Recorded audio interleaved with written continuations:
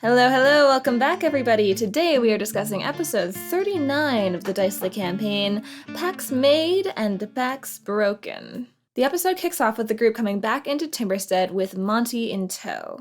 The group decides to let Monty rest for the evening and will figure out what to do with him in the morning. And we kind of just have a relaxed day. We have some lunch.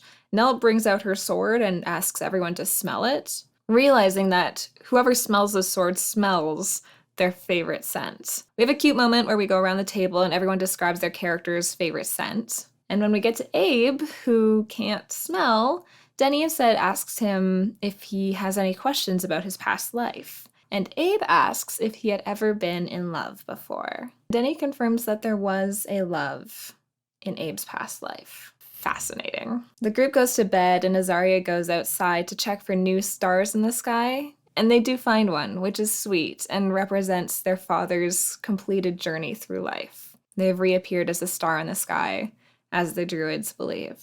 I guess some other stuff happens that night as well. Cat's out of the bag now. In the previous episode, Uilela, Elowyn's warlock patron, came to them and told them their true motivation and plans moving forward.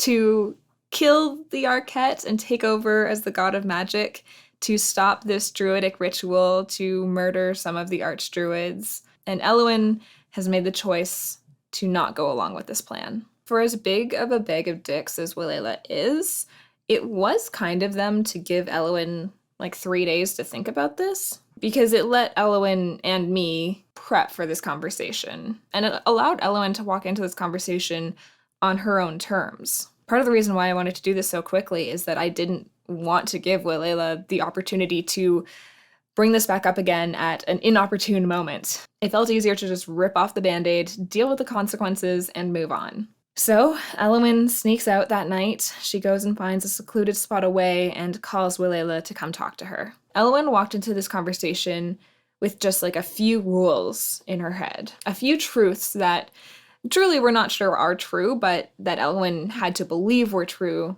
going into this conversation to give herself the greatest advantage she could. She walked in telling herself that everything Uilela said was a lie.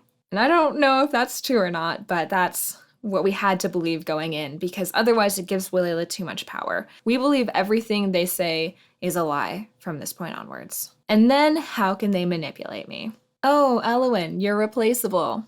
Prove it. Prove it, Uilela. Oh, Elowyn, I'm gonna kill your friend. I don't think you can. Elowyn, your suffering is unending. Actually, maybe true. But that has nothing to do with them. So Elowyn walks into this conversation. She says, I'm not gonna do this. Take your magic back. I'm fine. And Uilela does. Takes their magic away, breaks our pact, and Elowyn is no longer a warlock.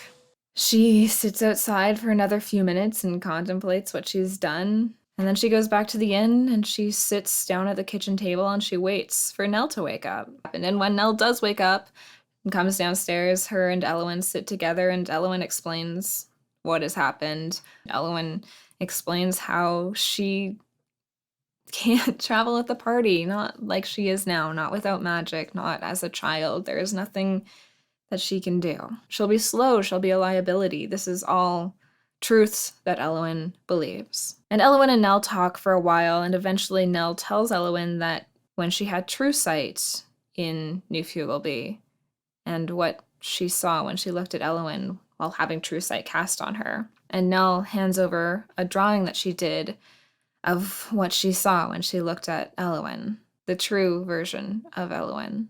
And I had a feeling that Christy had done this, but it was truly a thing that I, Dallis, was afraid to ask about. I don't know that I wanted to know what Nell saw when she looked at me, but I really appreciated the way that Christy handled this, because this could have been really, really hard. And I think it's good that Elowyn did see this when she did. I also think that Elowyn presents a little bit older than I think she thought she was. So that's neat. The next morning, the group comes together. Drac is making everyone hats and gloves to get ready for our expedition into the mountains. And Elowyn has to tell everyone that she's probably not gonna go because What is a 9-year-old girl gonna do on a mountain? But the group really rallies around her. Everyone is super sweet, and Azaria takes Elowyn and says, I think that there is more magic in you than what Uilela gave you. And they go outside together and they practice magic. Azaria actually is so sweet. I love this so much. Azaria teaching Elowyn how to channel the magic from within themselves rather than from this external force. And it starts to work. There is some magic that Elowyn finds she can still tap into, the ritual spells that were written in her book, and this kind of weird divination foresight that has existed in her before. So Azaria and Elowyn spend the day working together, practicing magic, testing limits, seeing what Elowyn can do. And while that's going on, Draknell and Gideon go and talk to Monty. Drak and Gideon talked earlier and decided that they should probably do a proper interview with Monty, with a zone of truth up and everything. Not that we don't trust him, but we don't trust Balesville. And Monty pretty reluctantly agrees, but they all agree to be under this zone of truth together, so all the cards are on the table. We managed to confirm that he is who he says he is Monty Lester. We learned some information about the Cleansing Breath mercenaries that had been existing within Balesville and how they've all gone back to Fort Hale. Those bugs that we've been seeing around, he doesn't really know much about them, but he did see them during the event that happened in Balesville years ago. Monty tells Gideon that when the event happened, Gideon ran away riding on Hildy. And also that Gideon's parents disappeared from Balesville for a good period of time. They've only recently come back to Balesville. We've been communicating with Monty via sending for the last little while. And Monty did also say something that concerned me here, where he said that when they were talking back and forth with their sending, he felt like someone was listening in on that conversation, which also happened back in episode 12, maybe, when we were in Balesville. Azaria and I had a telepathic link going on, and we also thought that we felt another presence on that link. What is going on in Balesville? We're not going there, though. Everyone has made it perfectly clear that we should not be going there. So we're going to the Ringsar Peaks. But before that, we make a call to Charity Cozybug.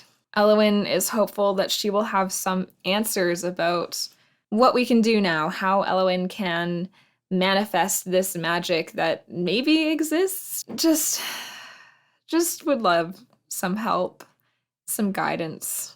It's tough losing a warlock patron that you thought you could trust, you know? Like, just somebody help me. So we call Charity, and Charity does come that day, which is incredible. She brings a bunch of materials with her. We go and set up in our room and have a conversation with her.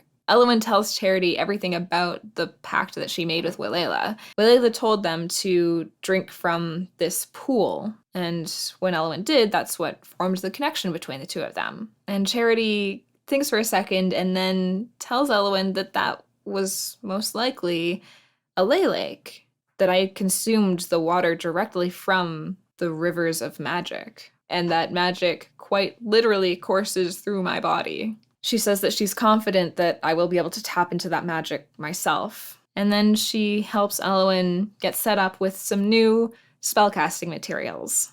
And the episode ends here with Elowyn realizing that there is not anyone else she can rely on, really, that she needs to do this herself. She needs to find the magic within her. We'll do it. We'll do it. Next episode, we're for sure gonna start going to Darrokarth. I promise it's gonna happen next episode. We're gonna start traveling. And if you are as excited about that as I am, you can come join us at twitch.tv/DicelyDND and watch live next Sunday, December 4th. That is all for this time though, my friends. I hope you are staying happy, staying kind, and as always, remembering to play dicely. Goodbye!